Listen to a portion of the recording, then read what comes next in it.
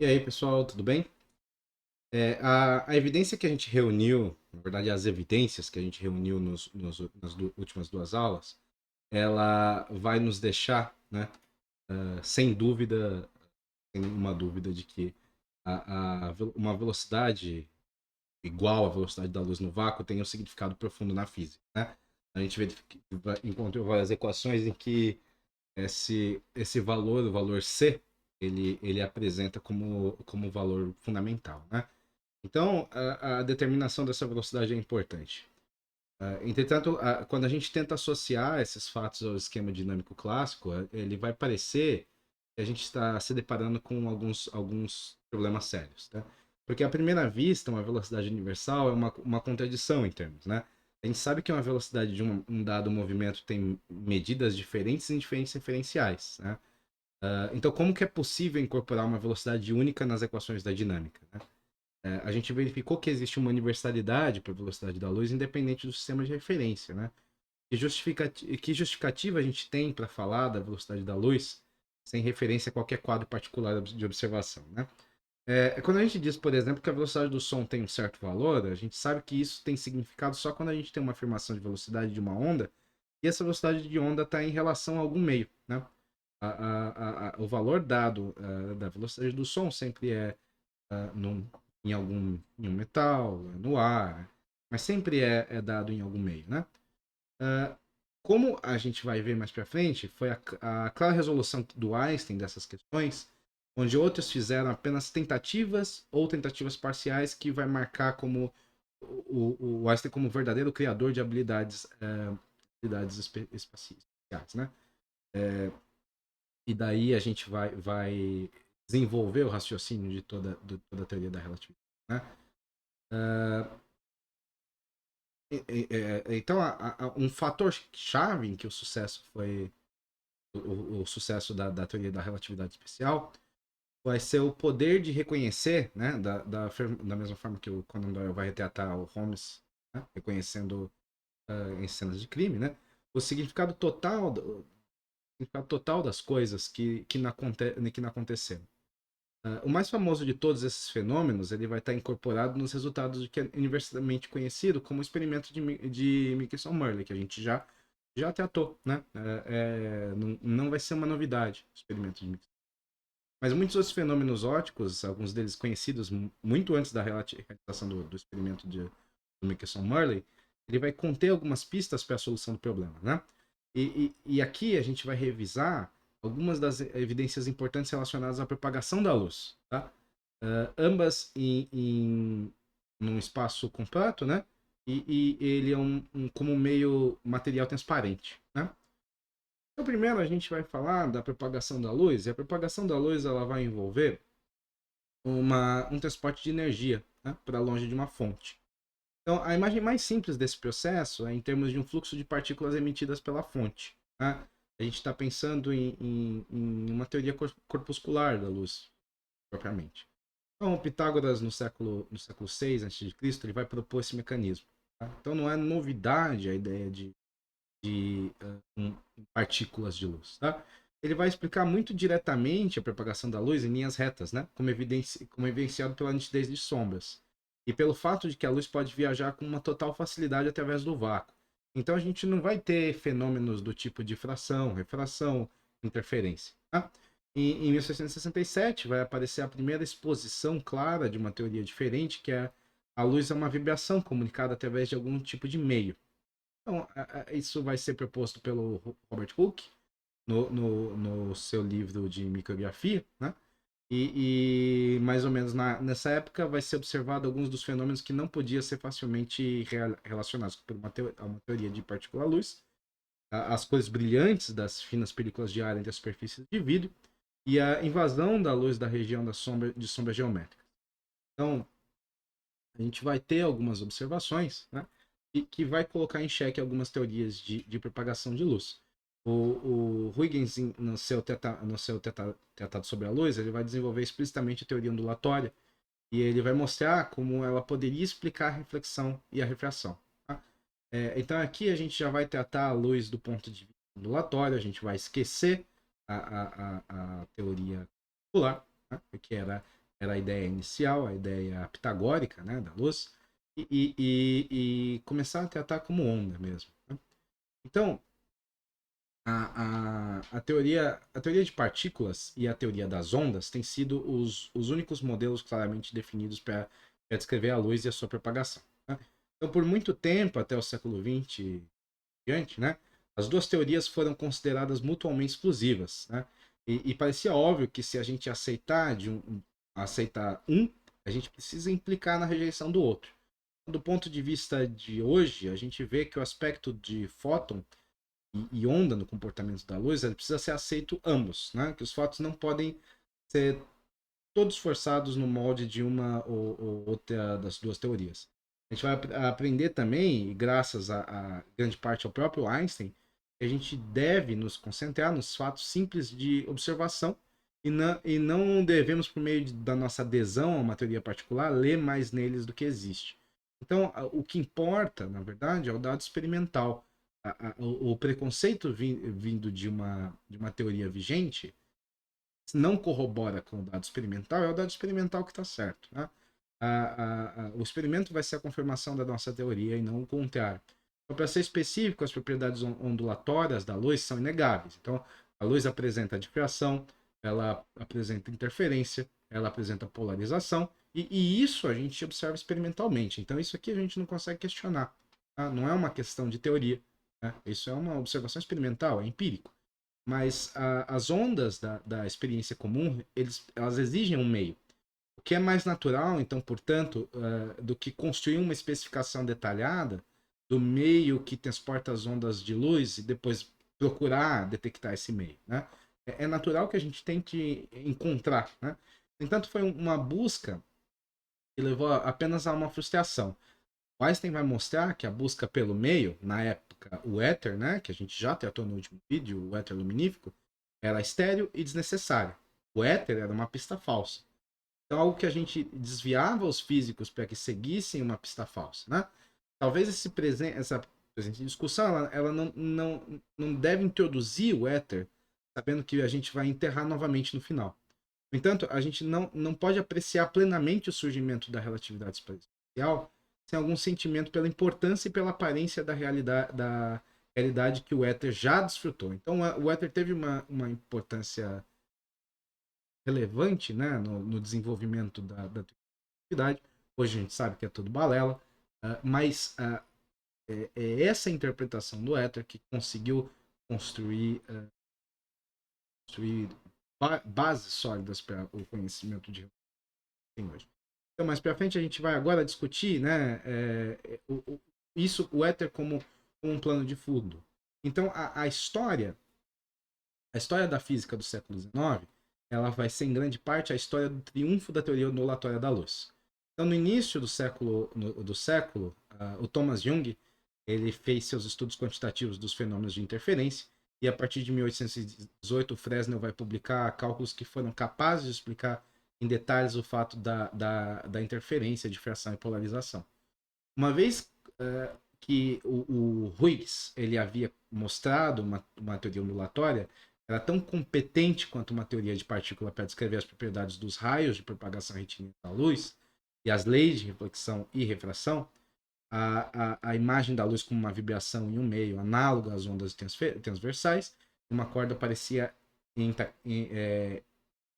inatacável essa ideia. Né?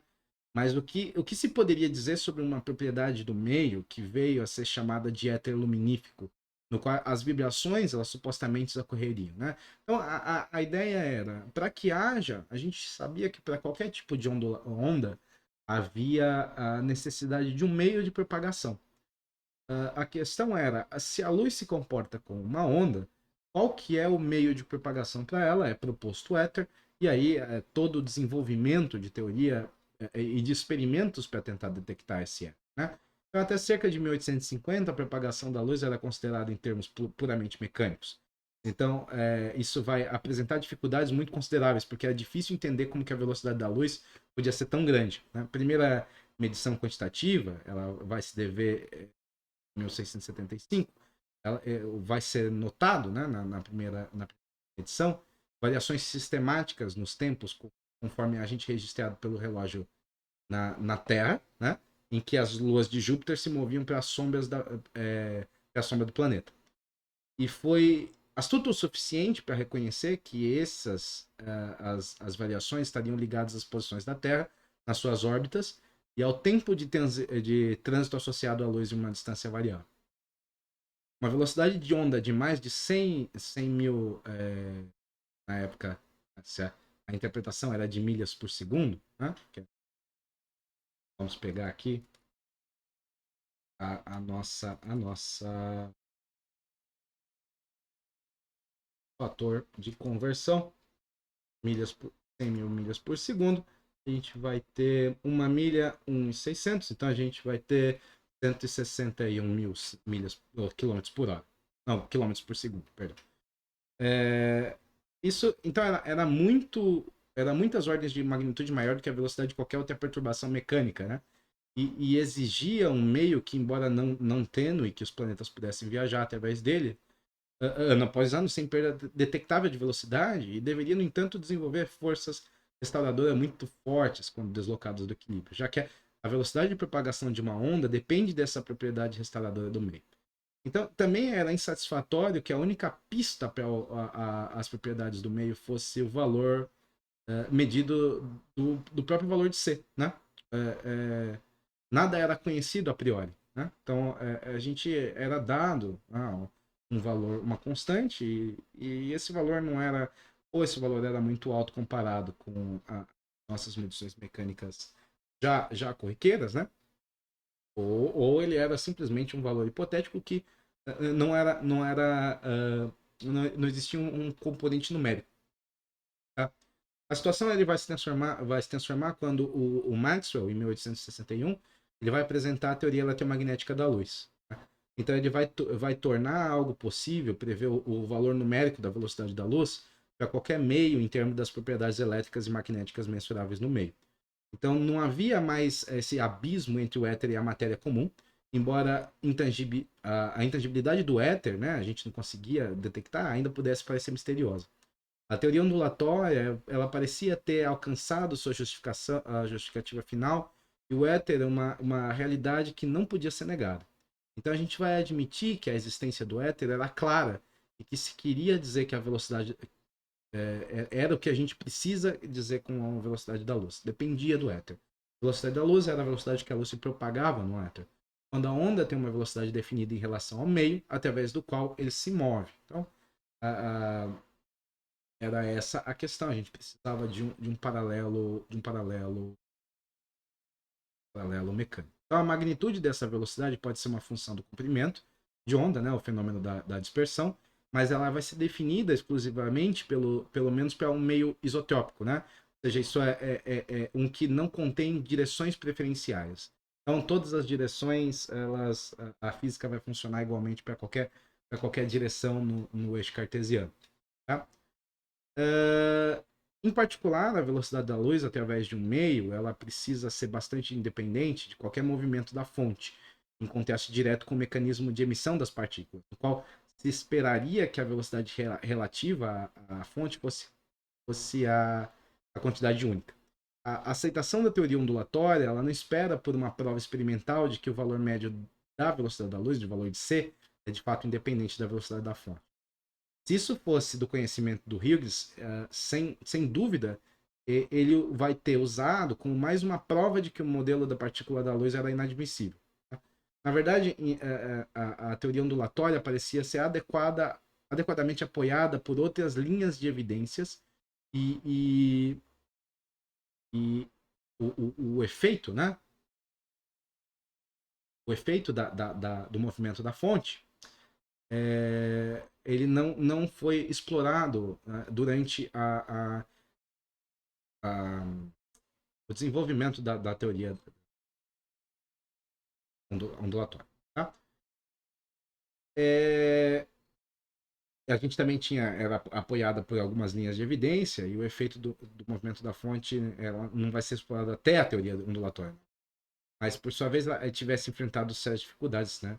Então, mais adiante, a gente vai ter mais a dizer sobre experimentos com radiação de fontes móveis, por hora a gente vai apenas enunciar o resultado do que a velocidade de uma fonte de luz não é comunicada à radiação que ela emite. Então vamos nos colocar na posição de um físico de 1900 e olhar para alguns fenômenos ópticos impressionantes do ponto de vista da teoria da ondulatória. Tá? Então, em 1727, a gente vai ter questões astronômicas, tá? Então, o astrônomo britânico, o James Bradley, ele tentou medir a distância de algumas estrelas, tá? Olhando para procurando uma mudança aparente nas suas posições conforme a Terra se movia em torno do Sol. Ele esperava usar o diâmetro da órbita da Terra como linha de base e determinar algumas distâncias estelares essencialmente da mesma maneira que um agrimensor mede distâncias por triangulação. Ele vai observar um efeito, mas ele vai descobrir que não era paralaxe. Ela não dependia da posição da Terra, mas do seu movimento em uma determinada ponto da órbita. O verdadeiro efeito de paralaxe é inobservavelmente pequeno para a maioria das estrelas. Tá? Então, a ideia é a seguinte: vamos representar isso do ponto de vista de, de imagem, que vai ficar mais fácil da gente pegar uma imagem aqui. Ok? Então aqui a gente tem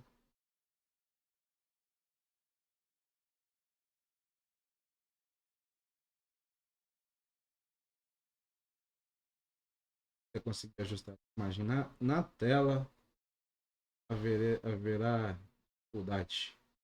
A imagem continua maior do que a data agora. Aí. O que a gente tem aqui, né? A gente tem aqui um, um esboço do que foi da ideia da aberração estelar. Então a gente vai considerar essa figura, tá? E ela vai descrever a órbita da Terra ao redor do Sol e, e uma estrela, né? Uma estrela qualquer, vista das 4 posições da Terra em intervalo de 3 meses, tá? Então é que idealmente, né?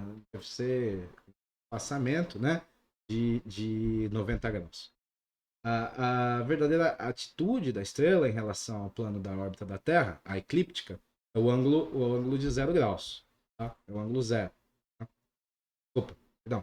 É o ângulo θ zero. Tá? O ângulo θ zero. Então não tem um ângulo inicial, não precisa ser zero, mas é um ângulo θ zero. Tá?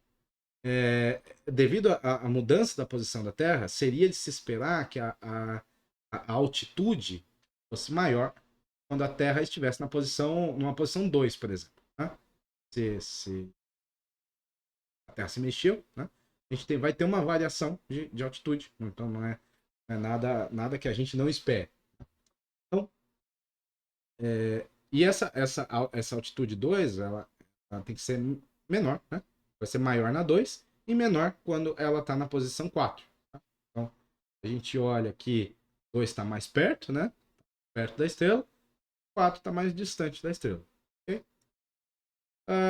Então, o que acontece, né? Pelo menos na nossa representação. Né? Em vez disso, o Bradley ele vai descobrir que a altitude era maior na posição 3, né? E menor na posição 1, que justamente são as posições em que a gente não espera uma. Na verdade, deveria ser praticamente equivalente, né? A gente verifica que com relação, ela está fazendo 90 graus, praticamente, né? É, deve haver uma diferença de altitude nesses dois pontos, mas não deveria ser significativa. Né? Então, a nossa representação do que a gente precisa fazer com o telescópio para observar a estrela é o seguinte: vamos fazer esse.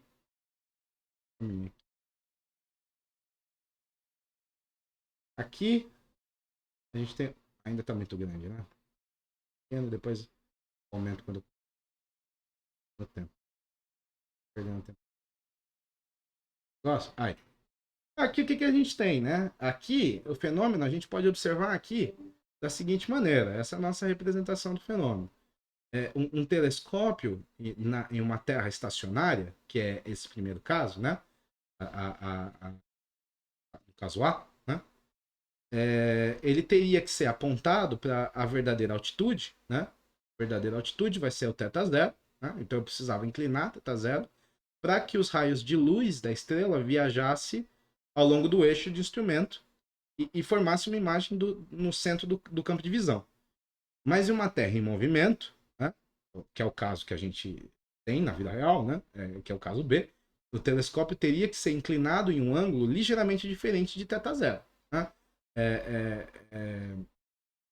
Justamente porque tem a componente de deslocamento da Terra, né? Então a gente pega aqui θ0 para uma Terra, um planeta parado e θ para uma Terra em movimento. Então a diferença dos ângulos vai ser o que ele vai chamar de aberração. E essa aberração vai ser o ângulo alfa. A gente pode observar um fenômeno comparável quando chove. Se as gotas de chuva estão caindo verticalmente com uma velocidade W, a gente vai ter, né, gotas que vão cair exatamente perpendicularmente, tá? Mas se a gente está em um veículo que se move com uma velocidade v, a gente vê que as gotas que estão se movendo, as gotas vão estar se movendo ao longo de uma linha reta, inclinada para a vertical de um ângulo, né? Para a vertical em um ângulo dada pelo arco tangente, né? Pelo arco cuja tangente é v sobre w. Então, essa é a interpretação também, quando é o caso de dia em que se eu tô no chão parado, estou vendo a chuva cair perpendicularmente, direto para baixo, sem componentes horizontais, só vertical. Se eu estou num carro, eu começo a ver essa mesma chuva caindo com uma inclinação e o ângulo de inclinação é calculável, né? Se eu conheço a velocidade da chuva, né? A velocidade de cair das gotas e eu conheço a velocidade do carro. Isso aí a gente vai tirar de mecânica física 1, né? Mas não é física 1 que a gente está interessado aqui. O efeito da aberração ela nunca vai ser detetável se a Terra se movesse sempre com a mesma velocidade. Mas as mudanças na direção do movimento durante o ano vai levar a uma mudança sistemática na posição aparente. Justamente quando eu falo de velocidade, eu estou falando do vetor. Então, mesmo que a rapidez da Terra seja constante, né, a Terra está variando de direção. Né? Então, o vetor velocidade está mudando. Isso pode ser analisado quantitativamente se a gente olha de novo para essa primeira figura. A gente está olhando que a Terra está variando de velocidade o tempo todo. Né? A gente está fazendo um movimento que a gente sabe que é uma elipse, mas a gente consegue aproximar bastante para uma circunferência, né? Então, eventualmente ela está, eventualmente não, o tempo todo está mudando de velocidade, né? Nas posições 1 e 3, o vetor de velocidade da Terra e a linha do Sol, a estrela, ela faz um ângulo de 60 graus, né? Não, o ângulo, vamos manter θ0, tá? Vamos manter θ0. A princípio, o valor da graus é absurdo. Então, a gente mantém θ0 um com o outro. Né? Nas posições 2 e 4, a velocidade da Terra ela está em ângulos retos com a linha do Sol à estrela. Então, o ângulo da aberração vai ter os seus maiores valores possíveis, e os valores possíveis são mais ou menos v sobre c, onde v é a velocidade da Terra, e c é a velocidade da luz, nessas duas posições. Nas posições 1 e 3, né, a gente vai ter uma situação como essa representada nessa inclinação aí do telescópio, né, a segunda figura, na qual o ângulo da aberração vai ser apenas a magnitude de V seno θ0 sobre C. Então, assim, ao longo de um ano, a estrela parece descrever uma trajetória elíptica, tá? Que tem um eixo maior, medido em um ângulo 2 beta, igual a 2V sobre C, e um eixo menor, né? Um eixo menor de 2 beta seno θ0. O comprimento do eixo maior ele precisa ser o mesmo para todas as estrelas e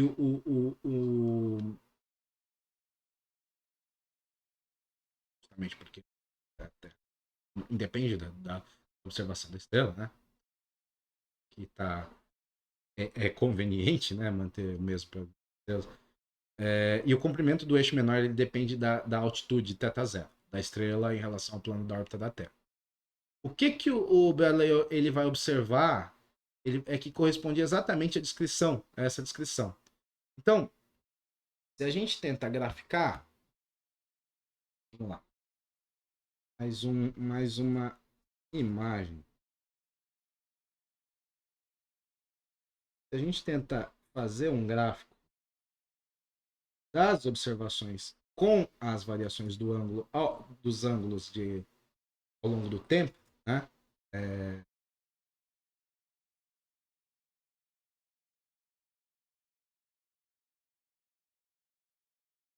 Então, aqui a gente tem um gráfico de algumas dessas observações da estrela Gama Draconis. E ela vai mostrar como que a posição aparente da estrela varia na direção norte-sul durante um período de 12 meses. Tá?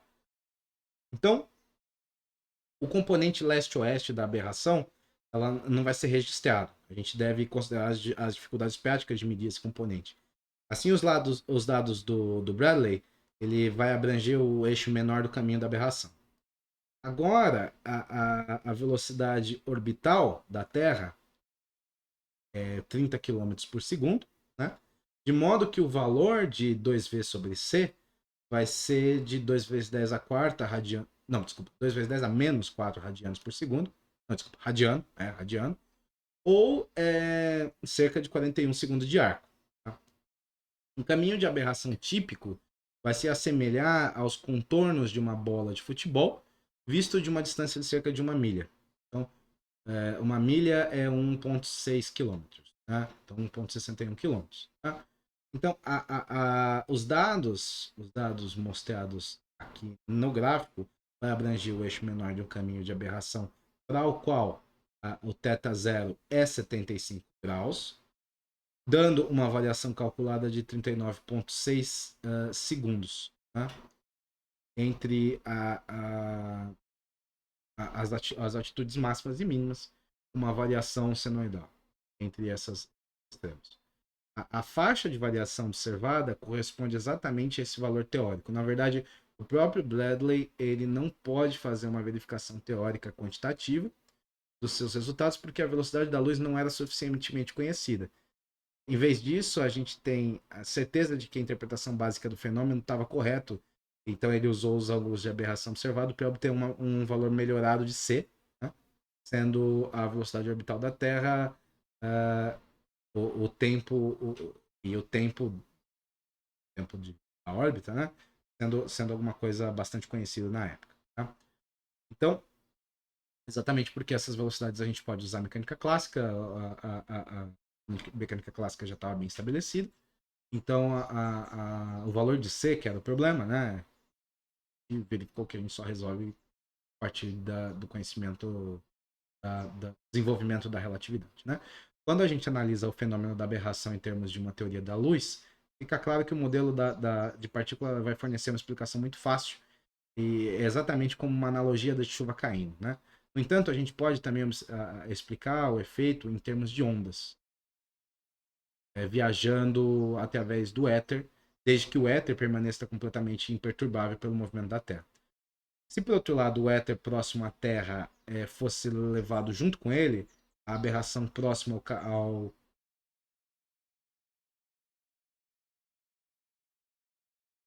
éter fosse levado junto com ela, a aberração ele não ocorreria, né?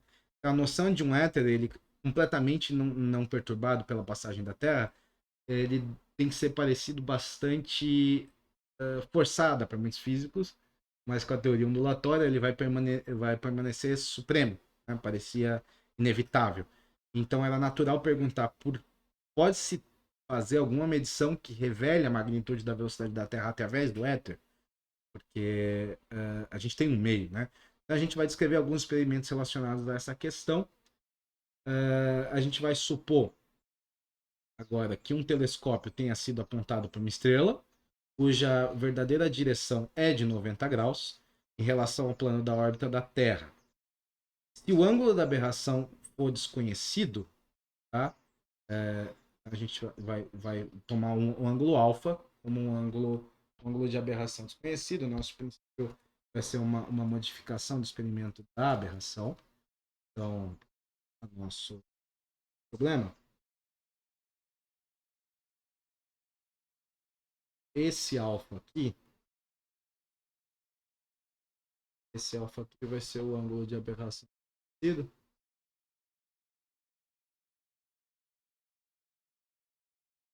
Uma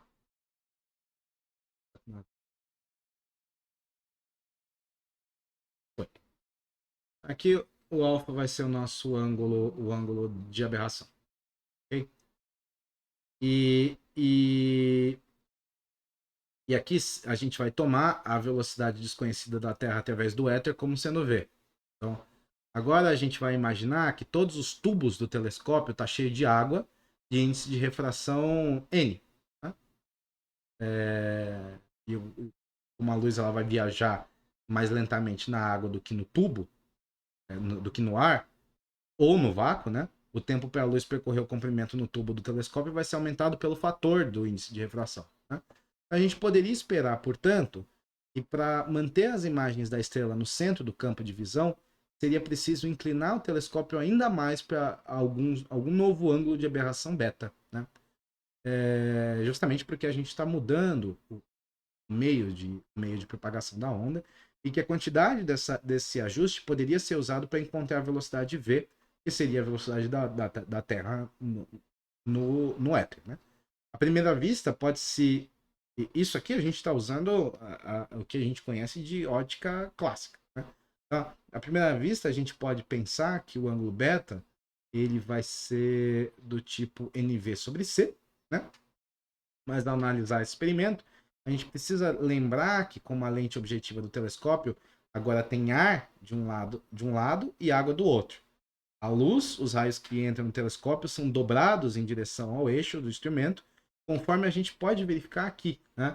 Aqui a gente verifica que, de fato, né, a gente precisa fazer essa correção exatamente por causa da diferença de meio. Né? A gente vai ter um fenômeno de refração.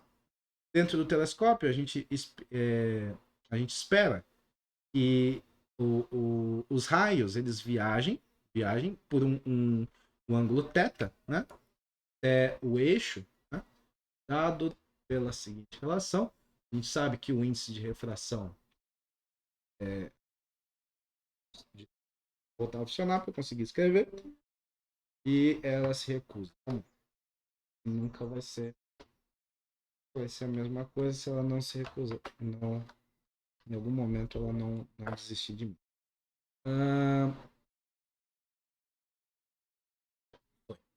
Então a gente sabe que o índice de refração N,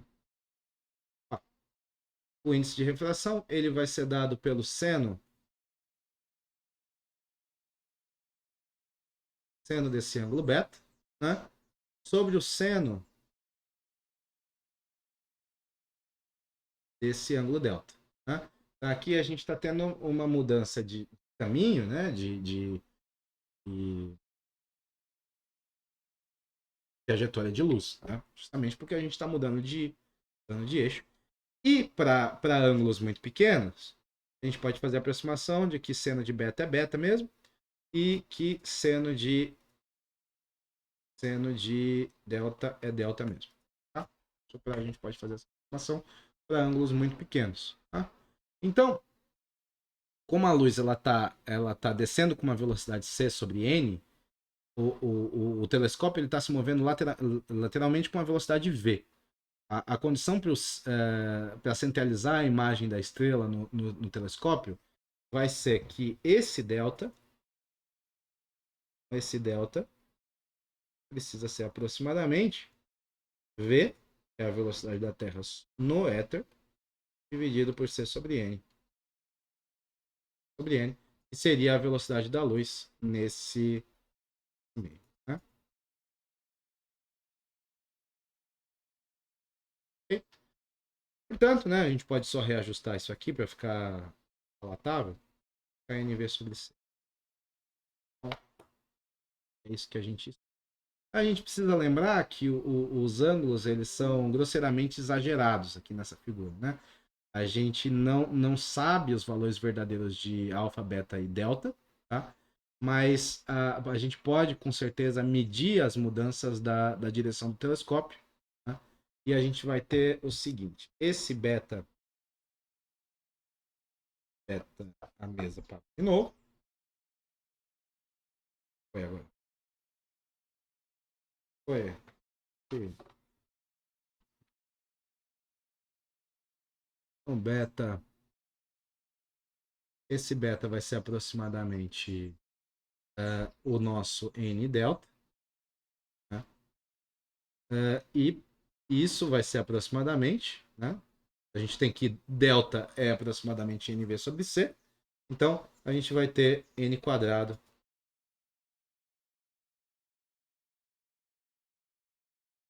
V. Ok?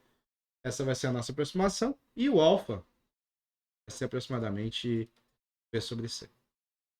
Seria o ângulo original, né? Tá? Portanto, se a gente está fazendo esse monte de aproximação, a gente sabe que beta menos alfa, que é só substituir, então, vai ser aproximadamente, né? Igual não. Aproximadamente, colocando em evidência, n quadrado menos 1 vezes V sobre C. Vai ter isso. Tá? Então, tudo ele vai ser diretamente mensurável, exceto V, né? Cujos valores a gente precisa ser capaz de descobrir.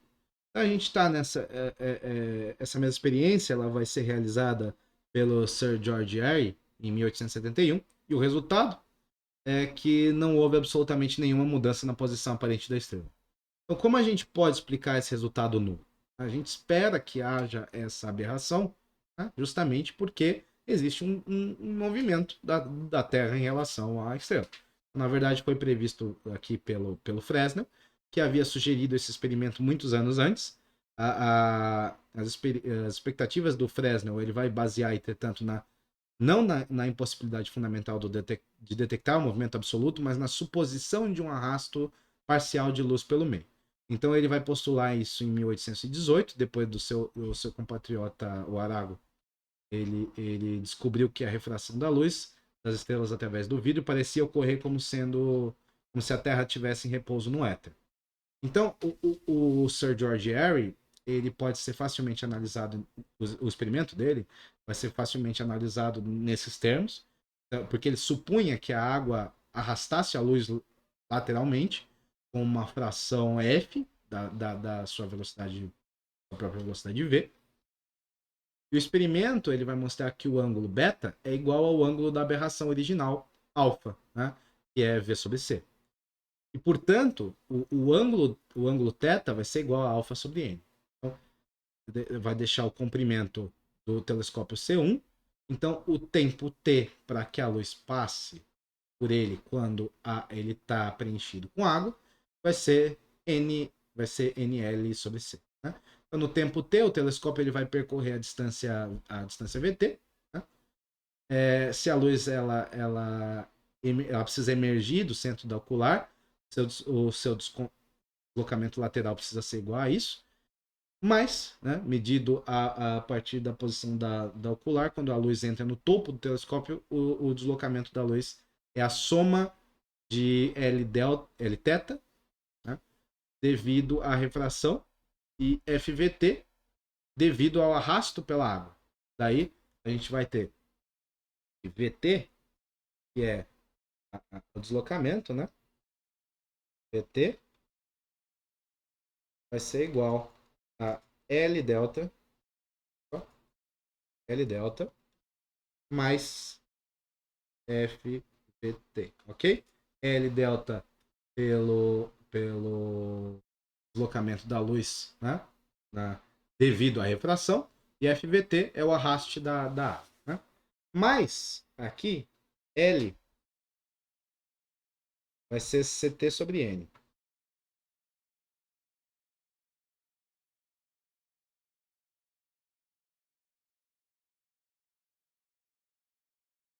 E delta vai ser alfa sobre n. E alfa é V sobre C, né? Então, vai ser V sobre NC. Okay? Dessa forma, VT substitui, né? L delta a gente substitui aqui, então vai ter CT de N vezes V sobre NC mais o fator de arraste, né? FVT. Okay? E assim a gente descobre, consegue isolar esse F, né? E a gente descobre que F, fração, vai ser 1 menos 1 sobre N quadrado. A dependência é só do índice de refração. Então, essa quantidade F, ela vai ser conhecida como coeficiente de arrasto de Fresnel. Tá? E a gente pode parecer curioso que, de fato, a natureza forneça um coeficiente de arrasto desse tamanho, que o experimento do Airy e os outros semelhantes produzem exatamente o mesmo resultado, como se a Terra fosse imóvel em relação ao éter. Então, existe alguma maneira de exibir esse arrasto como um efeito positivo em vez de um fenômeno nulo? O Fizeau ele vai responder afirmativamente a isso em um famoso experimento que ele vai realizar em 1851. O que o Fizeau vai fazer? O Fizeau ele vai montar um aparato. É o seguinte: a gente já apresentou o experimento de Fizeau no anterior, né? Vamos rememorar dele, que era aquele aparato com uma série de espelhos que era preenchido com água, né? Esse aqui é o nosso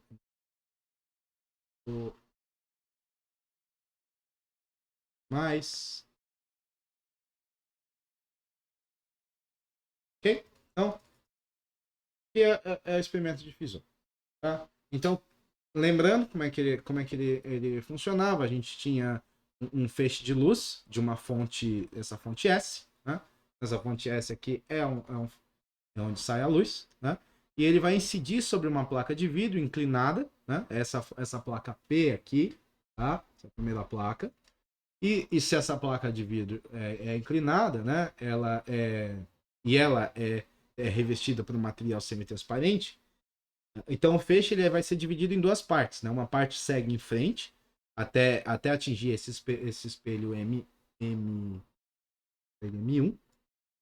Não dá para ver com esse espelho. Mas, ó, seguiu em frente, primeiro espelho é o M1, que é a parte que é transmitida. Uma outra parte é refletida, né? E ela é refletida em 90 graus. E ela vai atingir esse espelho M3. Então, M1 é esse espelho. Vou até escrever aqui do lado para ficar fácil de enxergar.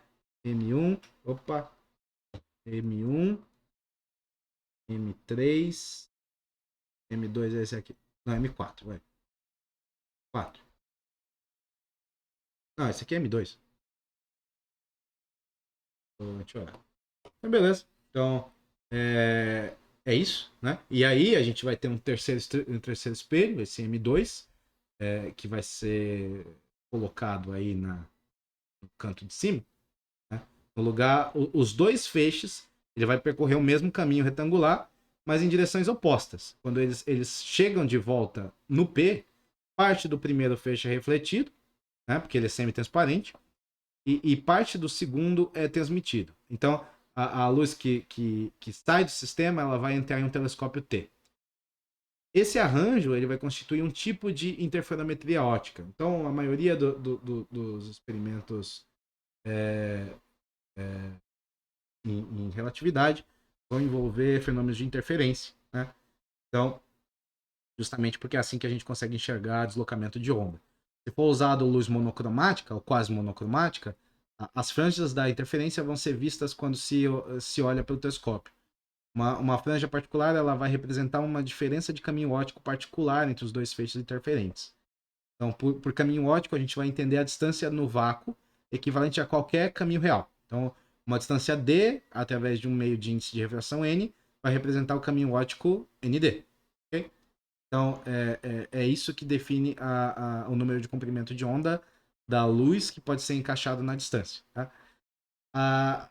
Então, a gente pode ver uma visão através do telescópio. Tá? O que o telescópio vai enxergar? Esse aqui vai ser... A gente vai pegar um padrão de franjas de interferometria. Esse aqui é o padrão de interferência. Cadê? Aqui é o padrão de interferência. Tá? Então, então, esse vai ser o output. A gente vai enxergar desse experimento. Lembrando que o que entra é um feixe de luz monocromática ou quase monocromático. Tá? Então, para proporcionar um efeito de arraste, a água flui através dos dois tubos com placas de vidro plano na extremidade. A gente vai estar mostrando de modo que um feixe de luz sempre viaja com a água e o outro vai sempre contra a água. Né? Então, fora dos tubos de água, as condições são as mesmas para ambas as vigas. Então, assim, para calcular a diferença do caminho óptico, a gente precisa apenas considerar o que acontece dentro dos tubos. A gente pode calcular essa diferença em termos de diferença de tempos dos dois feixes. Se cada tubo tem comprimento L e a velocidade da água é V, com um coeficiente de arraste F, a gente vai ter que a diferença de tempo, ΔT, vai ser todo o caminho, né? Então, ΔT vai ser a distância, né? Vai ser 2L, dividido pela velocidade, né? A velocidade que a gente vai ter é uma componente que está indo a favor, né, do movimento, e uma outra parte que está com arrasto, né? Cn menos FV menos a parte que está contra, né? Então, 2L dividido por Cn sobre N, né? Mais. Ok? Então, essa aqui é a variação de tempo. E isso a gente consegue aproximar, né? Isso vai dar aproximadamente 4N ao quadrado FLV dividido por C quadrado. Okay? Isso implica, então, que um caminho óptico de C delta T, né? Vai ser o valor do nosso caminho óptico. A mudança do caminho óptico vai expressar como um múltiplo, um delta, do comprimento de onda, tá? Do comprimento de onda lambda de luz. Né? Então, ele vai nos dar um C delta T sobre lambda. Portanto, esse delta, que vai ser um múltiplo da mudança de caminho óptico, vai ser dado por 4N quadrado FVL sobre lambda C. Né? Então a gente está adicionando aqui. Aqui vai ser o nosso múltiplo. Então no experimento de Fizeau, ele vai usar o seguinte. O L vai ter 1,5 metro. A velocidade da água vai ser de 7 metros por segundo. A luz que está incidindo tem comprimento de onda de 5,3 vezes 10 a menos 7 metros. E o índice de refração, da água é 1,33. E esse delta vai ser 0,23, que é a franja, né? A gente mede pelas franjas, né? Então, substituindo esses valores na nossa equação, a gente vai ter um valor observado de F do seguinte. O F observado, F OBS, vai ser aproximadamente 0,48. E o valor do F calculado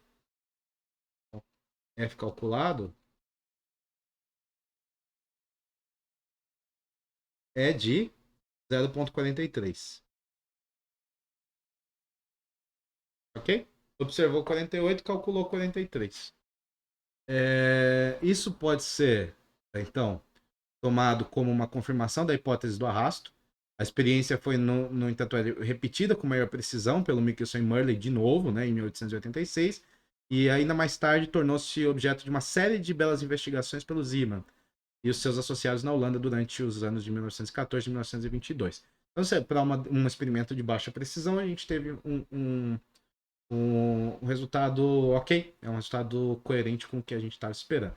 Então, o resultado do experimento de Fizeau pode ser tomado como um reforço das observações sobre a aberração estelar. Ambos poderiam ser interpretados supondo que um objeto em movimento não comunica nada e o seu movimento, do seu movimento ao éter, seja fora ou dentro dele. Então, dentro de um material transparente em movimento, de acordo com essa visão, a luz é transportada em parte pelo material e em parte pelo éter que a permeia. Então, aqui a gente tem dois meios em que a luz precisa ser transportada. Como o éter permanece em repouso, a luz torna-se como só uma fração da velocidade do material fosse adicionada à luz. Então a questão, portanto, permanece. O movimento da Terra através do éter poderia ser detectado de alguma forma? Esse é o problema, né? A gente inclui esse éter, a gente consegue até calcular o movimento da luz no éter, mas a princípio, se o éter permeia todo o universo, a Terra também estaria se movimentando no éter e a gente não consegue detectar o movimento da Terra em relação ao éter. É como se a Terra tivesse parado em relação ao éter e isso é um pouco complicado, né?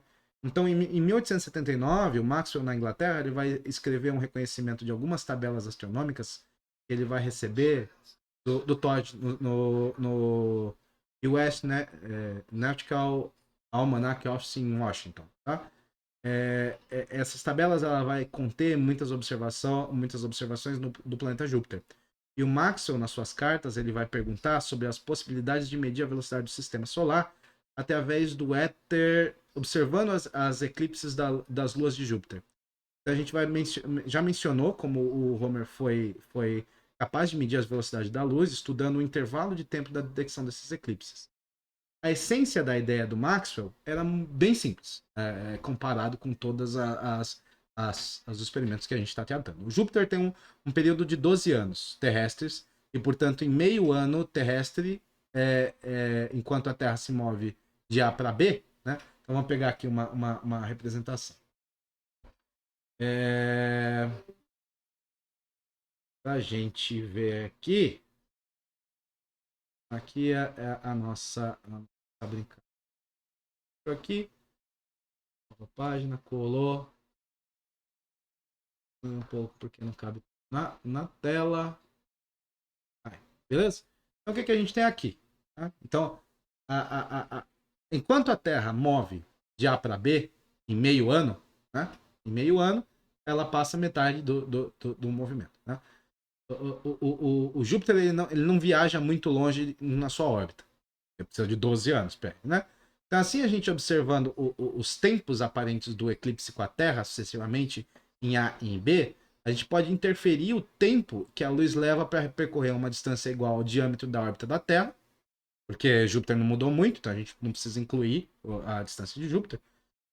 Na verdade, essa foi a descoberta de Homer, né? Mas se esse tempo foi medido quando Júpiter está, primeiro, em A', e então 6 anos ou mais depois, em B', a gente pode esperar descobrir se todo o sistema solar está em movimento através do éter luminífico, né? Com alguma velocidade v. Então, para isso, se o diâmetro da órbita da Terra for L, a gente esperaria ter o seguinte: o nosso primeiro tempo, nosso T1,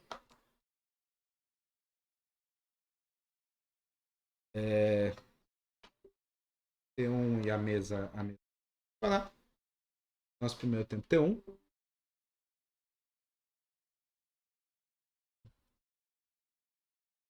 Morreu.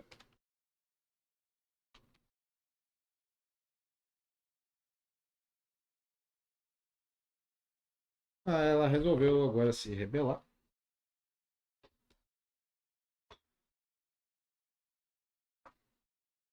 Acho que foi. Então, T1 é o seguinte: vai ser L sobre C mais V.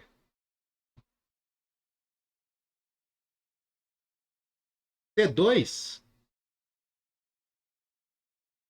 vai ser L sobre C menos V. tá? Porque a gente está em pontos diferentes, né? Então, a diferença de T, delta T, vai ser a seguinte. Delta T, quem que é delta T? Delta T é T2 menos T1. E isso vai dar aproximadamente 2LV sobre C quadrado. Isso vai ser 2V sobre C vezes T0, tá? Aqui o T0 vai ser aproximadamente 16 minutos, tá? Aproximadamente 16 minutos. Se a gente puder detectar ΔT igual a 1 segundo, isso corresponde a V igual a cerca de 150 km por segundo. Isso é bastante alto, em comparação com a velocidade conhecida das estrelas em relação ao sistema solar, que é da ordem de 20 km por segundo. Mas não é excessivo. Então, infelizmente, é grande a dificuldade de estabelecer qualquer diferença por meio de medições feitas com 6 anos de diferença. E, de fato, os dados astronômicos disponíveis para Maxwell não era preciso o suficiente para tal análise, como o Todd apontou na sua resposta. Então, o Maxwell ele vai propor esse método. Ele apontou para a característica de que era um experimento de primeira ordem. O efeito vai ser proporcional à primeira potência da razão V sobre C. E na sua carta ao Todd, o Maxwell ele vai observar que isso o distinguia dos experimentos terrestres sobre a velocidade da luz, porque esses experimentos necessariamente usavam um feixe de luz que vai retornar ao ponto de partida. O tempo para qualquer viagem de ida e volta depende, em princípio, da velocidade da Terra através do éter, mas o efeito vai ser de segunda ordem. Assim, se o comprimento do caminho em uma direção é L, e se o movimento da Terra ocorre ao longo da direção do caminho com a velocidade V, o tempo total gasto pela luz seria dado por T, né? Tempo total de ida e volta, né? Ida e volta seria T, que é L sobre C mais V, que é T1, né? Mais T2, né? Que é L sobre C menos V. Ok? Isso aqui é o quê? Isso aqui é 2L, 2LC sobre C quadrado menos V quadrado. Tá? Isso aqui a gente consegue aproximar por 2L sobre C vezes 1. A gente aproxima até a segunda ordem, tá? 1 mais V quadrado sobre C quadrado. Ok? E a variação do tempo, né? A variação do tempo, ele vai, devido ao movimento, vai ser dado, portanto, como sendo ΔT. Isso em segunda ordem, tá? E a segunda ordem. ΔT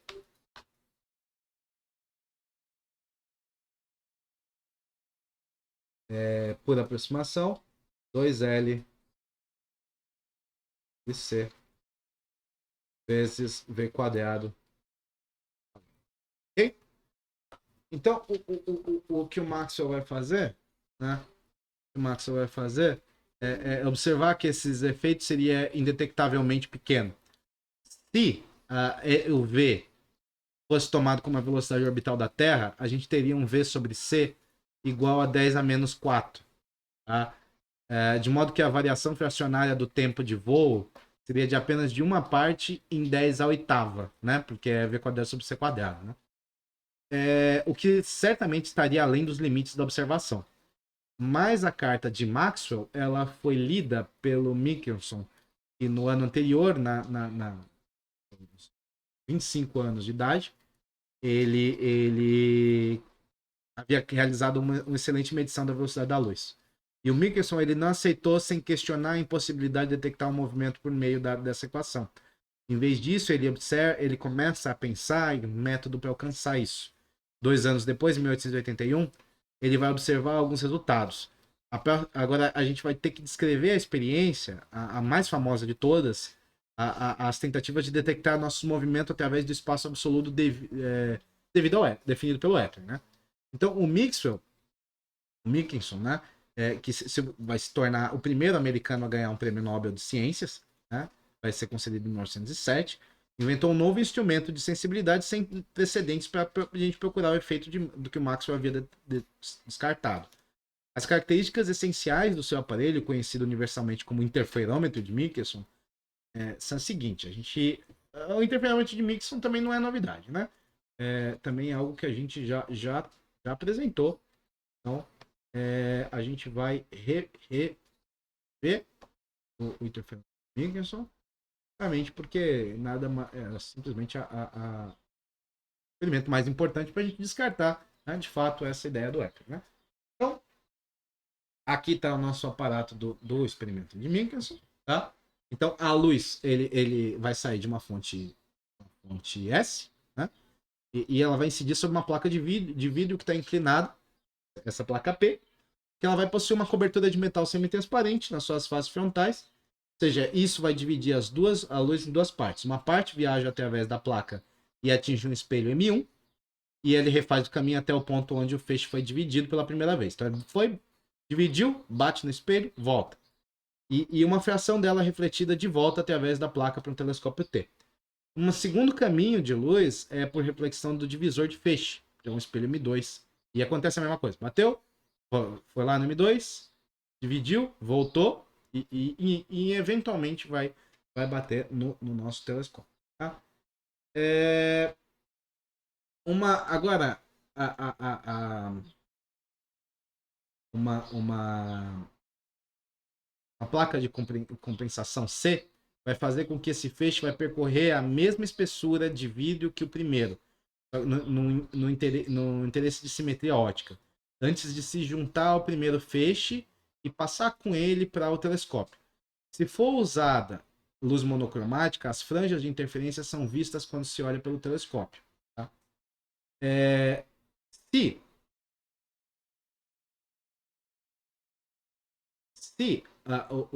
o plano P é inclinado em 45 graus, as superfícies dos espelhos tiverem quase, mas não totalmente 90 graus entre si, a gente observa franjas semelhantes àquelas formadas por uma cunha de ângulo muito pequeno. Por ajuste adequado dos espelhos, as franjas podem ser feitas na horizontal.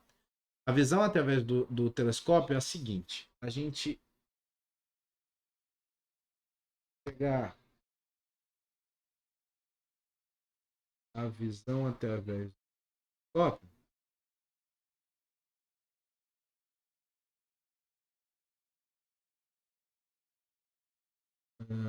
Lá, funcionando a imagem. Então, essa aqui vai ser a representação do. Acho que tá muito. Próxima parte. Essa aqui vai ser a representação do que o telescópio enxergou, né, no experimento. Então, se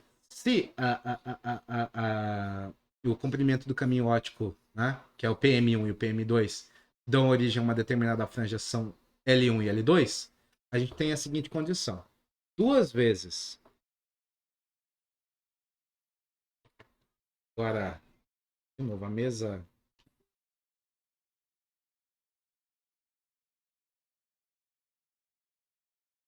Duas. Morreu. Morreu. Duas vezes.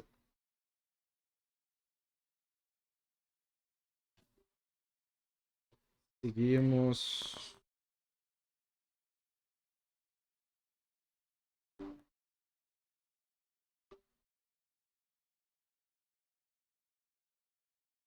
Eu juro que eventualmente eu compro outra mesa. Okay? De novo, vamos pausar a gravação para conseguir corrigir o problema da mesa. Problema corrigido. Voltamos. Então, a gente vai ter 2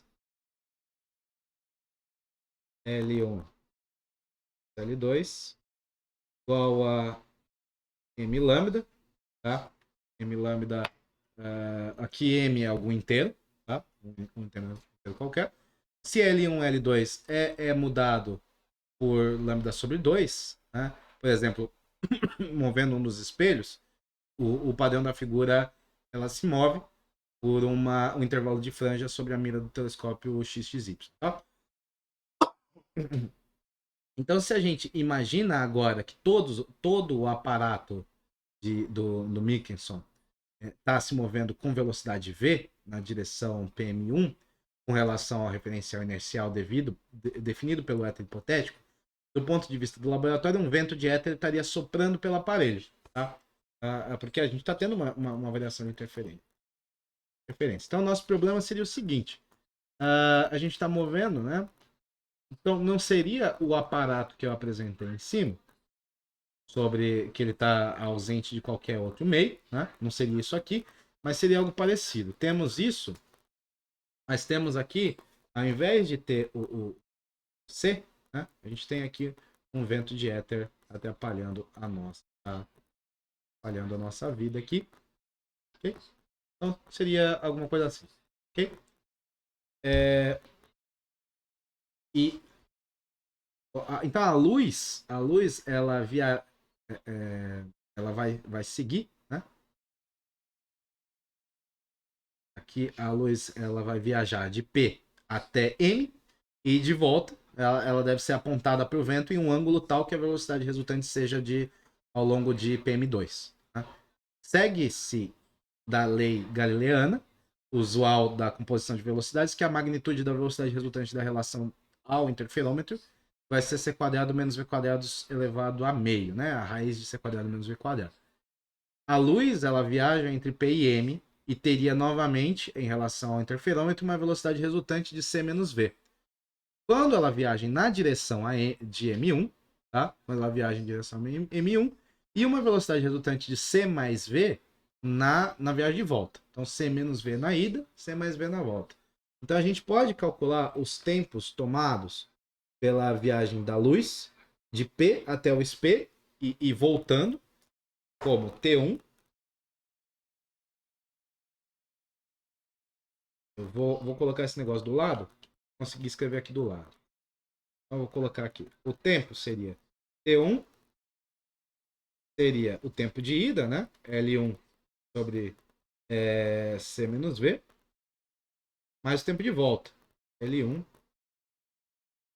sobre C mais V. Lembrando que V é a velocidade do vento de éter, né? Ou seja, T1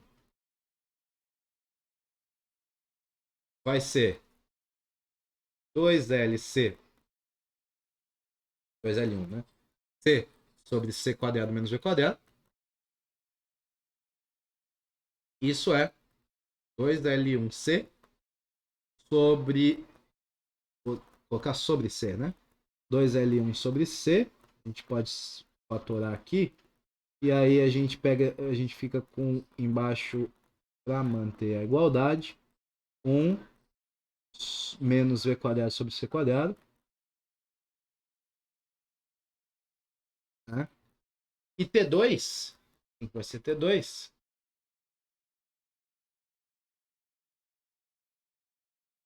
T2 vai ser 2L2 sobre C quadrado menos V quadrado elevado a meio.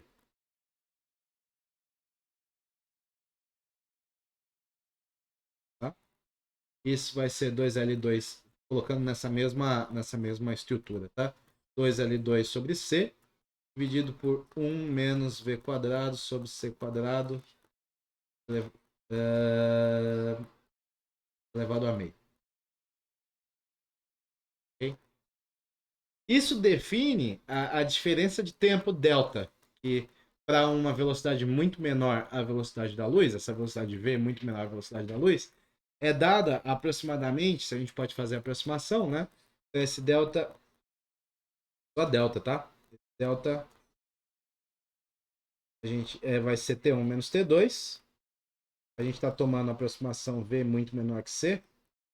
Então, para essa aproximação, a gente vai ter 2L1C vezes 1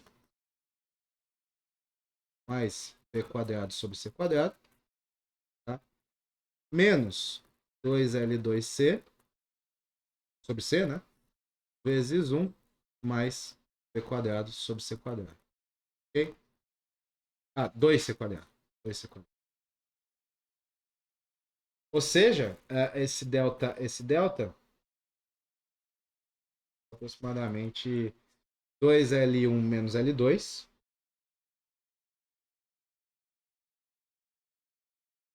dividido por C.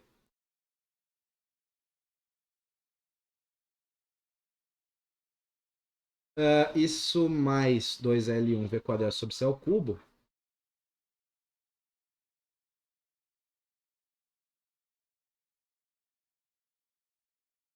Ok? Menos L quadrado, L2 V quadrado sobre C ao cubo. Ok? Se agora, né, o aparato inteiro for girado em 90 graus, de modo que esse PM2 ele vai apontar ao longo da direção do movimento, a gente vai ter uma nova diferença de tempo, uma diferença delta-linha, né? Então, a gente delta-linha é quando a gente vira 90 graus, então a nova diferença de tempo delta-linha vai ser igual a T1 ao quadrado, T1 linha menos T2 linha. Isso vai ser aproximadamente 2L1. L1 permanece, né? Não mudou, porque virou. 2L1 sobre C vezes 1 mais V quadrado sobre 2C quadrado. Né? Porque agora o vento tá indo contra L2 e não L1, né? Menos L1, 2L2, né? 2C dividido por 1 mais V quadrado. E, né, portanto, S delta linha aproximadamente 2L1 menos L2 dividido por C mais L1 V quadrado sobre C quadrado, C ao cubo, né?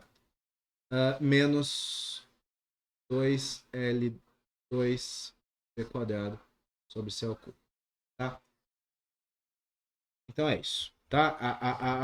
A diferença do tempo, a variação de tempo, na verdade, a mudança da variação de tempo, ela levaria a uma mudança de padrões de interferência em uma quantidade correspondente a delta franjas, onde esse delta seria C menos C vezes o delta maiúsculo menos o delta maiúsculo linha dividido por lambda. Ou seja, a diferença no padrão de franjas vai ser L1 mais L2. Se eu giro, né? Se eu giro, eu deveria ver isso.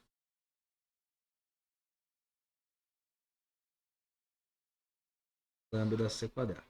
Tá? Se L1 é igual a L2, né? Ou seja, todo mundo é L, a gente pode expressar esse resultado de uma forma um pouco mais amigável. O delta vai ser simplesmente 2 vezes V sobre C, isso tudo ao quadrado, né? Dividido por lambda sobre R. Tá? Bem mais legal. Então, esses valores de lambda, L e C, eles são conhecidos, tá? Mas o que a gente precisa colocar para V? V é um problema. Então, parecia para Michelson, a todos os outros envolvidos com o problema, que uma contribuição claramente identificável era a velocidade da Terra em sua órbita, cerca de 30 km por segundo. Isso, como vimos, daria V sobre C aproximadamente 10 a menos 4.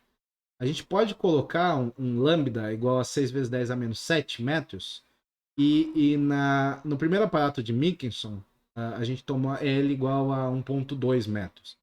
Isso dá lambda sobre L aproximadamente 5 vezes 10 a menos 7. Se a gente, juntando isso, dá uma margem delta minúsculo de aproximadamente 0,04 franjas. Tá? Esse é um efeito pequeno, mas nas mãos habilidosas do Michelson a gente teria sido mensurável. No entanto, para surpresa e desapontamento do Michelson, quando ele monta o interferômetro, e gira em 360 graus, não houve mudança significativa no padrão das franjas. Sua declaração concisa desse resultado, citada no primeiro artigo sobre o assunto, é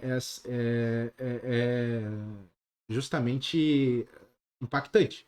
Ele vai adicionar, né? Ele vai acrescentar um comentário.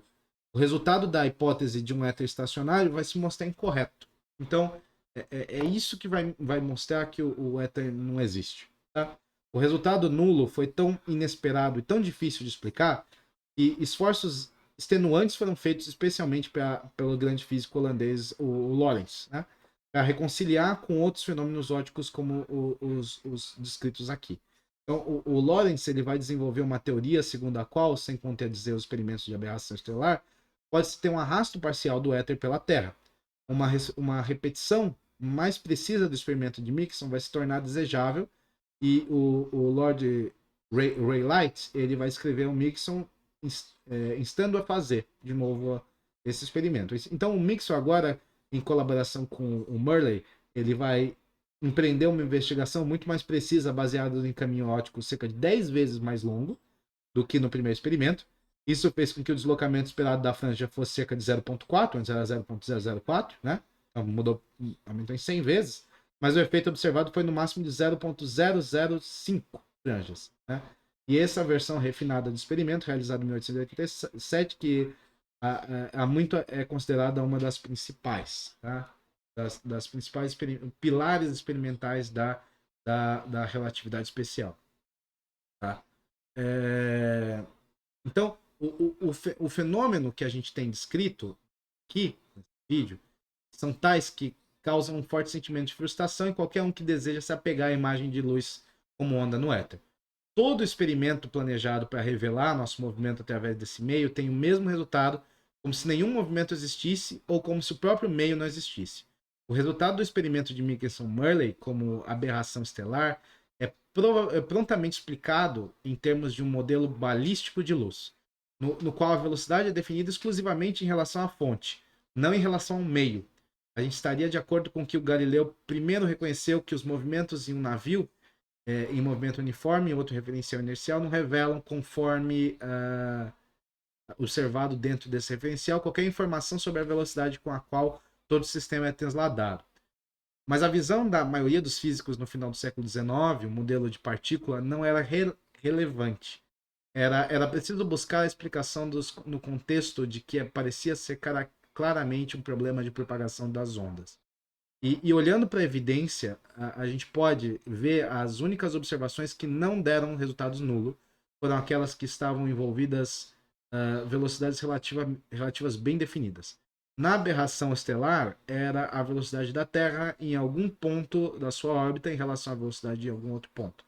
No experimento do Fizeau, era a velocidade da água corrente em relação ao resto do aparelho. E uma preocupação uma preocupação particular foi era o conflito aparentemente direto do ponto de vista de uma teoria ondulatória entre a existência da aberração estelar e a ausência de qualquer deslocamento marginal no experimento do Michelson-Morley. Como resumo das discussões que a gente apresenta de evidências aqui, a gente vai ter uma tabela, aqui a tabela, com todas as tentativas de repetir o experimento do Michelson-Morley. Né? Então aqui é importante a gente deixar claro que a gente passou 3 vídeos tentando mostrar que a necessidade da inclusão da atividade geral, não, desculpa, especial, justamente porque a mecânica clássica não consegue descrever alguns tipos de comportamento. A maioria dos comportamentos são comportamentos relacionados à natureza da luz. Tá? A luz a gente não consegue descrever propriamente com a velocidade, com a relatividade galileana, nem com a mecânica clássica. Tá? Então aqui na tabela a gente está mostrando a maneira pela qual os vários resultados observacionais se encaixam na descrição da luz como partícula que viaja pelo espaço ou como ondas que se propagam em meio luminífero. Isso pode ajudar a dar uma ideia melhor de como as diferentes evidências se relacionam com o problema geral da propagação da luz. Okay? Aqui, esses são os dados os dados dos experimentos que a gente pode fazer para tentar verificar isso. E aqui a gente tem um resumo com todos os opções, né, para que evidenciam ou um modelo de partícula ou um modelo de onda. Né? Okay? E nessa outra tabela, né, aqui a gente tem as evidências talvez do comportamento da luz e quais são o que cada experimento estava indicando. Então aqui a gente vai ter uma série de problemas. Esse tipo de problema que só vai ser resolvido a princípio com a mecânica quântica, mas abre a margem para poder verificar que a mecânica clássica não é suficiente sozinha. Tá? Se a gente considerar a tabela como uma espécie de súmula, a gente vai ver que cada modelo teórico ganha várias marcas. Ele vai corresponder a fenômenos que são explicados de maneira fácil e convincente nos termos do modelo em questão. O modelo de partícula parece, no entanto, ser definitivamente desqualificado pela observação de que a velocidade da luz não é completamente afetada pelo movimento da sua fonte e que a luz viaja mais rápido no ar do que na água, os outros meios densos. Voltando então para a teoria das ondas, que de fato tem sido a base principal das nossas discussões. Aqui a gente é confrontado pelo aparente conflito de incompatibilidade entre os dois últimos resultados listados na tabela de aberração estelar e o experimento de Mixon-Morley. O Einstein foi a primeira pessoa a perceber que a situação não poderia ser resolvida com um remendo da teoria tradicional, e a sua solução radical vai ser profunda para o problema do assunto principal mais adiante, onde a gente vai dar início propriamente à relatividade especial. Ok? Então, a frente trataremos mais adiante as nossas transformações de Einstein e do Lorentz. A gente já tratou rapidamente as transformações galileanas e algumas transformações que foram necessárias, como dilatação de espaço, contração de tempo e também dilatação de tempo e contração de espaço, para depender de velocidade que a gente está tratando. Mas entraremos mais adiante, mais especificamente dentro dos tópicos adiante. Ok? Então era isso por hoje e até o próximo vídeo. Tchau, tchau.